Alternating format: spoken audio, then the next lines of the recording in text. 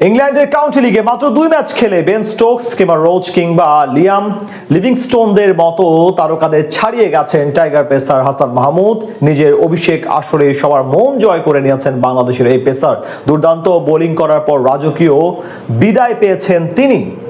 মাত্র 2 ম্যাচে হাসানের এমন রাজত্ব দখল নিয়ে বিস্তারিত রিপোর্টে।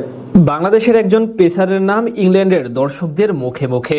শুধু দর্শক না, একাডেমির ছোট ক্রিকেটারদের এক অনুপ্রেরণার পরিণত হয়েছেন এখন হাসান মাহমুদ।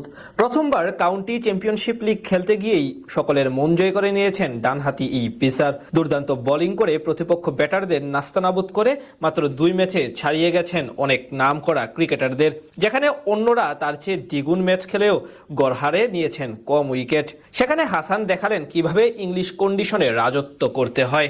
শেষ 5 বছরে বাংলাদেশের পেসারদের উন্নতি চোখে পড়ার মতো।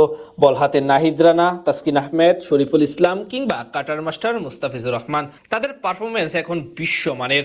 সেই জাগরণ দেখেই হাসান মাহমুদের প্রতি আগ্রহ তৈরি হয় ইংলিশ কাউন্টি চ্যাম্পিয়নশিপের দল কেন্ট ক্রিকেটের। সেখানে সুযোগ পেয়ে কাজে লাগাতে ভুল করেননি এই পেসার। সাকিব আল হাসানের পর মাত্র দ্বিতীয় বাংলাদেশি হিসেবে লাল বলের এই টুর্নামেন্ট খেলতে গিয়েই তাক লাগিয়ে দেন সবাইকে। টুর্নামেন্টের প্রথম ম্যাচে তার দল মুখোমুখি হয় ল্যাঙ্কাশায়ারের বিপক্ষে। সেই ম্যাচে নিজের প্রথম ইনিংসেই ভালোভাবে যাচ্ছি নিয়ে দেন হাসান। নিজের স্পেলের মাত্র দ্বিতীয় ওভার করতে এসে একেবারে প্রথম বলেই উইকেট পান তিনি। সেই ইনিংসে নেন 3 উইকেট, খরচ করেন মাত্র 32 রান।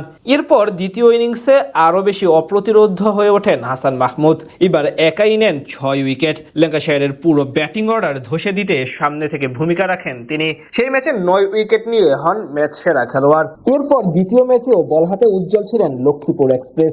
মিডলসেক্সের বিপক্ষে আগের ম্যাচের মতো বিধ্বংসী না হলেও বল হাতে নিজের সামর্থ্যের প্রমাণ দেন বেশ ভালোভাবে। প্রথম ইনিংসে ব্যাট হাতে 77 রান করার পাশাপাশি বল হাতে নেন জোড়া উইকেট।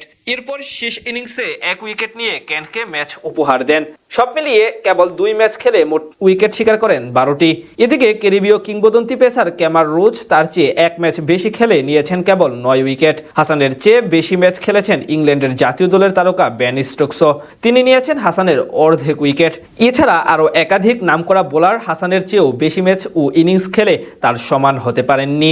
এখান থেকে অন্তত এটা পরিষ্কার, টাইগার এই পেসার যদি পুরো সিজন বল করতেন তাহলে সেরাদের কাতারে একেবারে শীর্ষে থাকতে পারতেন।